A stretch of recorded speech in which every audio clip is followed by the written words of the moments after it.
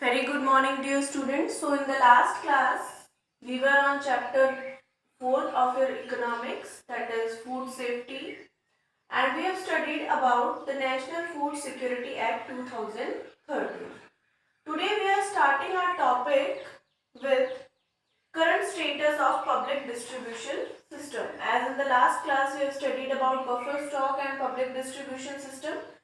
So here we will see what is the current status or current position or conditions of public distribution system in India, or we can say we are seeing the working system of public distribution system in India. So this we will start with a little, we can say, history कि क्या history रही है पहले public distribution system की, उसके साथ में हम इसको start करेंगे. Like अगर थोड़े से पहले के टाइम की बात की जाए तो इनिशियली जब सबसे शुरू में स्टार्टिंग में पब्लिक डिस्ट्रीब्यूशन सिस्टम को इंडिया में लेकर आया गया तो गवर्नमेंट ने किस तरीके से स्टेप आउट किया इसको, this thing we will see. तो शुरू में जो पब्लिक डिस्ट्रीब्यूशन को स्टार्ट किया गया तो इसको यूनिवर्सल रखा गया, मतलब सभी के लिए रखा गया और किसी भी पर्सन में कोई डिस्क्रिमिनेशन के बिना, मतलब कि ये जो पब्लिक डिस्ट्रीब्यूशन सिस्टम है ये सभी के लिए लागू कर दिया गया और इसमें कोई डिस्क्रिमिनेशन नहीं था पुअर और नॉन पुअर. ठीक है, all the people will get the benefit of public distribution system. After that कुछ सालों के बाद में इस पॉलिसी को रिवाइज किया गया और इसको और बेटर बनाने के लिए और ज़्यादा एफिशिएंट और टारगेटेड बनाने के लिए सोचा गया. And then in 1992, RPDS system was introduced. RPDS system का मतलब है Revamped Public Distribution System. और इसमें क्या था? This public distribution system, Revamped Public Distribution System was started in 1700 blocks of India. Tehsils में इसको स्टार्ट किया गया. क्या करने के लिए? To provide the benefits of public distribution to remote and backward areas. यानी आपको सब में ध्यान रखना पड़ेगा कि जो जो चेंजेस हुए उसमें क्या हुआ था. जैसे शुरू में जो स्टार्ट किया गया वो यूनिवर्सल था without any kind of discrimination between the poor and non poor. फिर सोचा गया कि इसको और ज़्यादा एफिशिएंट बनाया जाए. 1992 में RPDS जो सिस्टम था इंट्रोड्यूस किया गया 1700 ब्लॉक्स ऑफ इंडिया में. किसके लिए? For providing benefits of PDS to remote and backward areas. People of remote areas, दूर दराज के जो बैकवर्ड एरियाज हैं वहां लोगों के बेनिफिट के लिए इसको स्टार्ट किया गया. आफ्टर दैट फिर से इसमें कुछ चेंजेस किए गए. इन जून 1997 targeted public distribution system was started और उसमें टारगेट किया गया पुअर इन ऑल एरियाज, मतलब जो पुअरेस्ट है सभी एरियाज में उनको टारगेट किया गया, कहाँ कहाँ पर पुअर लोग हैं. और पहली बार क्या किया था, एक डिफरेंशियल पॉलिसी स्टार्ट की गई थी किसमें, पुअर और नॉन पुअर में. ठीक है, डिफरेंशियल मतलब देखो यहाँ पे तो बैकवर्ड एरियाज के लिए हो रहा है, यहाँ पर किसके लिए, लेकिन सभी लोग इंक्लूडेड है. यहाँ पर सभी लोगों के लिए था ये पीडीएस सिस्टम. यहाँ पर क्या होगा, जो पुअर है सभी एरियाज में सिर्फ उनके लिए ये पीडीएस सिस्टम यहाँ पर स्टार्ट किया गया. यानी यहाँ पे डिफरेंशियल एक अलग तरह की पॉलिसी आ गई जिसमें पहली बार पुअर और नॉन पुअर को सेग्रीगेट किया गया. Then in 2000, two schemes were launched under PDS system. One was Antyodaya Anna Yojana and the next one is Annapurna scheme. Both are very important, but we will study in detail about Antyodaya Anna Yojana. इसके बारे में हम detail में पढ़ेंगे. Many times 3 marks or 5 marks question comes from this part. It can be asked, explain Antyodaya Anna Yojana. तो आपको अच्छे से प्रिपेयर करना होगा ये वाला part. And in these two schemes, special target groups of poorest of the poor were targeted. मतलब जो सबसे ज्यादा पुअर है उनके लिए ये जो दोनों जो स्कीम्स लेकर आई गई कब, in the year 2000. Now we will see some of the benefits. अगर हम बात करें कि क्या मेरिट्स रही या बेनिफिट्स रही पब्लिक डिस्ट्रीब्यूशन सिस्टम की, and then we will see about the criticism. तो फर्स्ट है, अगर हम बात करें तो पीडीएस सिस्टम जो है वो बहुत ही ज़्यादा एफिशिएंट रहा है. किसके लिए? फूड अवेलेबल करवाने के लिए, specially to the needy people और to the consumers at a affordable price. ठीक है, जो बहुत गरीब लोग हैं, बीपीएल से बिलो पॉवर्टी लाइन फैमिलीज हैं, उनको फूड अवेलेबल करवाने में पब्लिक डिस्ट्रीब्यूशन सिस्टम एक बहुत ही अच्छा सिस्टम प्रूव हुआ है। एंड अदर बेनिफिट्स आर कि जो प्रॉब्लम्स होती है हंगर की, फेमाइन की, उसको डिक्रीज करने में पब्लिक डिस्ट्रीब्यूशन का काफी रोल रहा है, उन सिचुएशंस को हैंडल करने में। क्यों? क्योंकि क्या हो जाता है, क्या हो सकता है ऐसे कि जो सरप्लस प्रोड्यूस हुआ है कुछ एरियाज में, वो डेफिशिएंट एरियाज में या जहाँ पर नीड है फूड की उन एरियाज में सप्लाई हो पा रहा है इसकी वजह से। Then third is provide income security to the farmers in certain areas. कुछ एरियाज में जहाँ फार्मिंग वगैरह ठीक हो जाती है, ठीक है, तो उन एरियाज में एक इनकम का सोर्स मिला है किनको, फार्मर्स को, एक रेगुलरिटी ऑफ इनकम मिली है फार्मर्स को। तो इनकम सिक्योरिटी हो गई है कुछ एरियाज में फार्मर्स के लिए। उनकी जो लाइफ है वो बहुत ही ज़्यादा अनसर्टेन नहीं है, जैसे कि हम पढ़ते हैं कि farmers are very in a critical situation. तो उनको पता है हर साल अगर ठीक ठाक रहता है वेदर, तो जो प्रोडक्शन हुआ है the government will take and fix price they will get. तो कुछ एरियाज में फार्मर्स को इनकम की सिक्योरिटी मिली है because of the public distribution system and the buffer stock system. Now the major big demerit or we can say disadvantages of public distribution system is that sometimes there is carelessness from the government side also, and we see that examples of hunger are still prevalent। जो hunger की problem है, जो country में भूखमरी की problem है वो चल रही है, और दूसरी तरफ जो अनाज है गोडाउन्स में वो क्या हो रहे हैं, वेस्ट हो रहे हैं। तो this is one of the biggest criticism of this public distribution system कि जो एग्जांपल है हंगर के या हंगर की प्रॉब्लम प्रेवलेंट है, और जबकि दूसरी तरफ जो ओवरफ्लोइंग ग्रेनरीज है, मतलब जो अनाज है वहां पर वेस्ट हो रहा है या बहुत ज्यादा है, even eaten by the rats, वहां पर रैट्स वगैरह भी उस अनाज को खा रहे हैं। This is the big demerit. तो कई बार खराब भी हो जाता है पड़ा। तो व्हाट वी कैन से कि सिर्फ पब्लिक डिस्ट्रीब्यूशन लागू करवाना सही नहीं है, सिर्फ उसको स्कीम को बनाना ठीक नहीं है, उसको पे एक्शन भी लिया जाना चाहिए, यानी उसका बेनिफिट जो है लोगों तक पहुंचना चाहिए। तो this we have seen. Now we will see in detail about the Antyodaya Anna Yojana. Antyodaya Anna योजना के बारे में हम डिटेल में पढ़ने वाले हैं। This is very important. So this scheme was launch in December 2000। दिसंबर 2000 में स्कीम को लागू किया गया। तो रिमेंबर दिस, दिसंबर 2000 में स्कीम को लेकर आया गया। और इसमें क्या है, ठीक है, under this scheme what is there. So in the scheme 1 crore of the poorest among the BPL families covered under the targeted public distribution system were identified। सबसे पहले क्या किया जाता है 1 करोड़ जो पुअरेस्ट फैमिलीज हैं, जिसमें बीपीएल फैमिलीज में भी जो सबसे ज्यादा पुअर है, उन 1 करोड़ को पता लगाया जाता है, ठीक है, किसके तहत, टारगेटेड पब्लिक डिस्ट्रीब्यूशन सिस्टम के तहत। और ये काम किसके थ्रू किया जाता है, सर्वेस जो गवर्नमेंट डिपार्टमेंट करती है, बीपीएल सर्वेस वगैरह, उसके थ्रू ये पता लगाया जाता है। और उसके बाद में 25 kgs of food grains were made available to each family at highly subsidized rate of 2 per kg for wheat and 3 per kg of rice। अब क्या किया, 1 करोड़ जो पुअरेस्ट फैमिलीज हैं बीपीएल फैमिलीज में, उनको आइडेंटिफाई कर लिया सर्वे के थ्रू गवर्नमेंट ने। और उसके बाद में हाईली सब्सिडाइज्ड रेट पर, बहुत ही कम रेट पर, जैसे कि 2 per kg of wheat and 3 per kg of rice, ठीक है, इस रेट पर उनको ये ग्रेन्स अवेलेबल करवाए जाते हैं।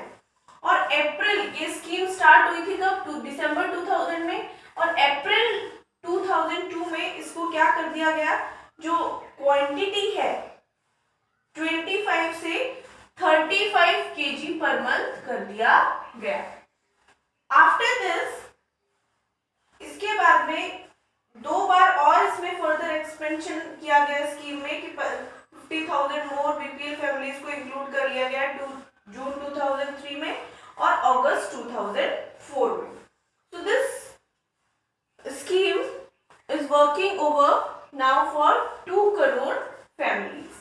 थोड़ा सा और रिवाइज कर लेते हैं because this is very important topic. So Antyodaya Anna योजना was started or launched by the government in December 2000. Now, under the scheme, first of all, what is done?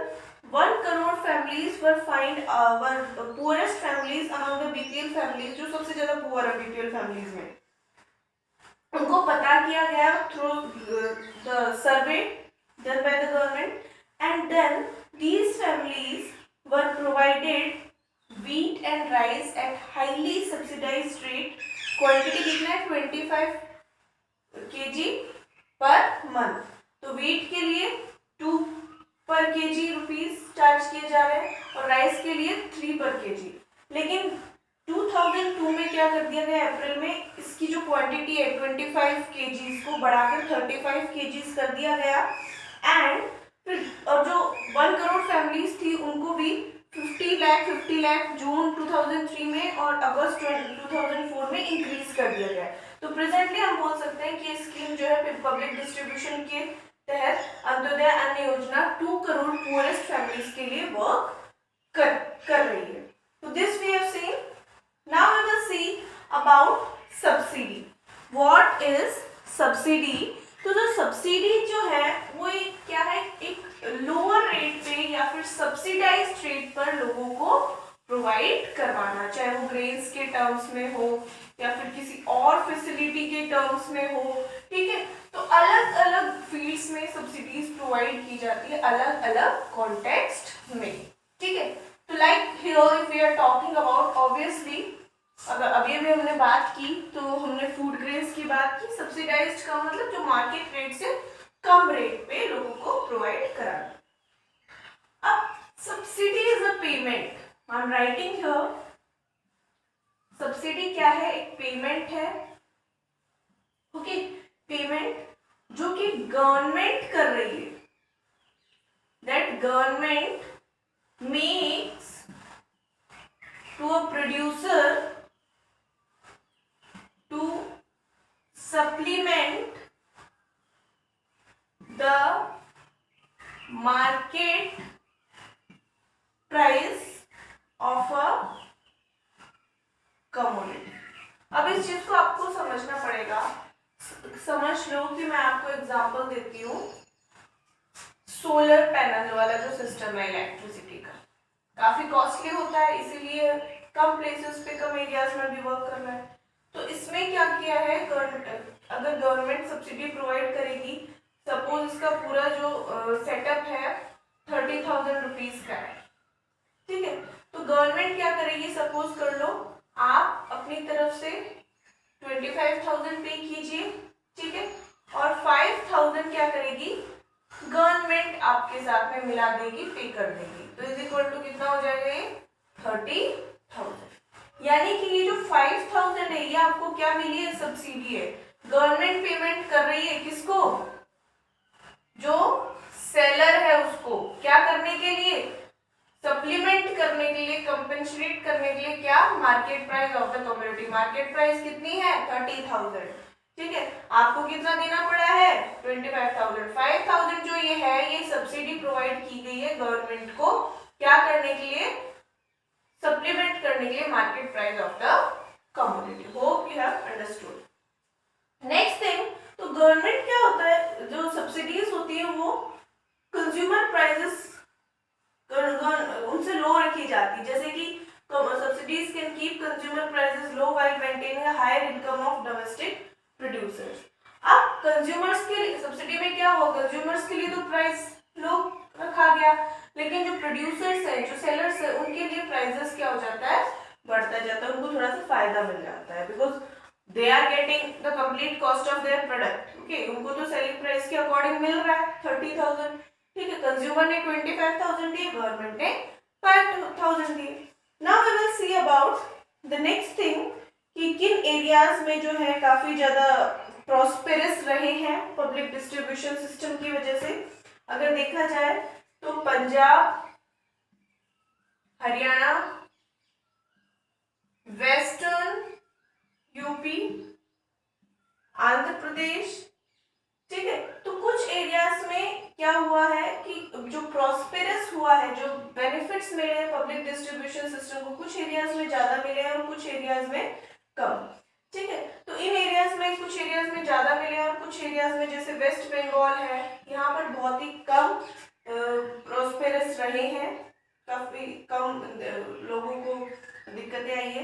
अब कई बार क्या होता है कि लोग सोचते हैं in order to produce more वो बहुत ज़्यादा प्रोडक्शन करते हैं, लेकिन इससे क्या होता है अगर ज़्यादा से ज़्यादा कल्टीवेशन करेंगे राइस वगैरह का तो एनवायरनमेंट जो है लैंड जो है डिग्रेड होने लग जाता है, क्वालिटी लैंड की कम होने लग जाती है।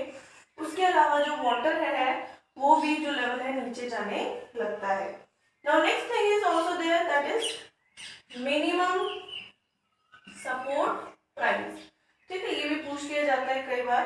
तो मिनिमम सपोर्ट प्राइस को क्या कर दिया जाता है, इंक्रीज कर दिया जाता है, और जिसकी वजह से क्या हो जाती है मेंटेनेंस कॉस्ट है फूड ग्रेन्स की वो भी इंक्रीज हो जाती है। और जो इंक्रीजिंग ट्रांसपोर्टेशन कॉस्ट है, स्टोरेज कॉस्ट है फूड कॉर्पोरेशन ऑफ इंडिया की, वो भी इनके प्राइसेस इंक्रीज होने के लिए रेस्पॉन्सिबल है। अगेन आई एम सेइंग कई बार जो राइजिंग मिनिमम सपोर्ट प्राइसेस है, मिनिमम सपोर्ट प्राइस कौन सा जो फार्मर्स को मिलता था अपने क्रॉप जब वो सेल आउट करते थे किसको, फूड कॉर्पोरेशन ऑफ इंडिया को, तो कई बार इनका जो प्राइस है वो हाई हो जाता है। किस लिए, ट्रांसपोर्टेशन कॉस्ट की वजह से, स्टोरेज कॉस्ट की वजह से, ये आपको ध्यान में रखना है। Now we will talk about the various benefits as presented by NSSO बताया था मैंने, नेशनल सैंपल सर्वे ऑर्गेनाइजेशन। तो उन्होंने जो रिपोर्ट प्रेजेंट की सर्वे करने के बाद तो उसे बताया गया कि जो 558 रूरल एरियाज हैं इंडिया में, तो वहां पर मंथ जो है डिक्लाइन हो गया है क्या, 6.38 kg पर पर्सन जो वीट का जो ग्रेन्स का रिक्वायरमेंट था। और ये कब की बात है, 2004-5 की, और 11 में कितना हो गया 5.98। मतलब बेनिफिट्स जो है वो काफी लोगों तक पहुंच रहे हैं, नीडी पर्संस तक पहुंच रहे हैं। ऐसे ही एक और डेटा दिया हुआ है आपको कंजप्शन ऑफ राइस के बारे में, you can study from this. Now will see about the public distribution dealers, the malpractices faced by the public distribution dealers। थोड़ी सी हम इसकी बात कर लेते हैं कि जो मैल प्रैक्टिसेस वगैरह मार्केट में की जाती है इसके थ्रू, पब्लिक डिस्ट्रीब्यूशन सिस्टम के through, these things also we will see। So sometimes what happen, जो पीडीएस डीलर्स है, पब्लिक डिस्ट्रीब्यूशन डीलर्स हैं, वो कई बार क्या करते हुए पाए जाते हैं, मैल प्रैक्टिसेस वो करते हुए पाए जाते हैं। ये जो अनाज होता है जो गवर्नमेंट प्रोवाइड करती है, ठीक है, जो ग्रेन्स, जो फूड ग्रेन्स गवर्नमेंट प्रोवाइड करती है, इसको ये क्या कर रहे होते हैं, ओपन मार्केट में सेल कर रहे होते हैं। देखो क्या हुआ है, गवर्नमेंट ने ये जो राइस एंड व्हीट प्रोवाइड किया है, ये किसके लिए प्रोवाइड किया है, फॉर द नीडी पीपल। इनको सेल आउट करने के बजाय ये लोग कई बार क्या करते हुए मिलते हैं, ओपन मार्केट में सेल करते हुए मिलते हैं। ठीक है, क्या करने के लिए, फॉर गेटिंग बेटर मार्जिन, या फिर अच्छे प्राइस लेने के चक्कर में ऐसा करते हैं। बल्कि होना क्या चाहिए, सेलिंग पुअर क्वालिटी। इसके अलावा और क्या कर सकते हैं, एक तो ये चीज कर सकते हैं, ये करते हैं मतलब। दूसरी चीज है कि जो पुअर क्वालिटी ग्रेन्स है, poor quality grains they use to provide to the public, या फिर राशन शॉप्स में ये लोग क्या भेजते हैं, poor quality of grains, because ration shop से कहाँ मिलता है, लोगों को ये फूड रिक्वायरमेंट मिलता है। उसके अलावा थर्ड जो प्रॉब्लम है that is irregular opening of shops. कोई रेगुलरिटी नहीं है शॉप्स ओपन रखने की, मतलब इररेगुलरिटी है बहुत ज्यादा फॉर ओपनिंग द शॉप्स। तो 3 things we have seen here, जो पीडीएस डीलर्स मैल प्रैक्टिसेस करते हुए पाए जाते हैं, ओपन मार्केट में सेल करते हैं क्या, for getting higher margin of the food grains. उसके अलावा पुअर क्वालिटी राशन शॉप्स में फॉरवर्ड करते हैं, अच्छी क्वालिटी है तो सेल कर देते हैं, अपने पास रख लेते हैं। उसके बाद में है regular opening of shops, shops को इरेगुलर तरीके से ओपन रखते हैं, कभी बंद कर दिया या टाइमली उसको ओपन नहीं किया। These are the very common things. उसके अलावा कई बार राशन शॉप्स में जो पुअर, ये मैंने बता दिया, पुअर जो क्वालिटी बच गई है लास्ट ईयर्स की, उसी को आगे फॉरवर्ड किया जा रहा है। और उसके अलावा जब राशन शॉप्स जो है अनेबल हो जाते हैं सेल के लिए, तो बहुत ज्यादा जो स्टॉक है वो किसके पास रह जाता है? Stock remains with FCI, food corporation के पास कई बार जो बहुत ज्यादा बच जाता है वो भी रह जाता है। तो ये कुछ रीजंस है जिसकी वजह से डिक्लाइन देखने को मिला है पब्लिक डिस्ट्रीब्यूशन सिस्टम में। इसके अलावा जो पुअर और नॉन पुअर फैमिलीज है उनके पास राशन कार्ड है with a fixed quanta of items such as wheat and sugar, they were sold at the same low price to every family. अब जो फिक्स्ड क्वांटा है कि इतना मिलेगा, 35 kg मिलेगा, जैसे अंत्योदय अन्न योजना में पड़ा, तो वो क्या कर देते हैं, उसको ठीक से एक तरह से एक्शन में नहीं लाते, किसी को ज्यादा दे दिया किसी को कम दे दिया, तो ये भी प्रॉब्लम बहुत ज्यादा एग्जिस्टेंस में मिलने लगती है। अब कुछ ऐसे भी लोग हैं इसका फायदा उठाते हैं जिनकी इनकम क्या है, हाई है, जिनका मार्जिन क्या है, हायर मार्जिन है।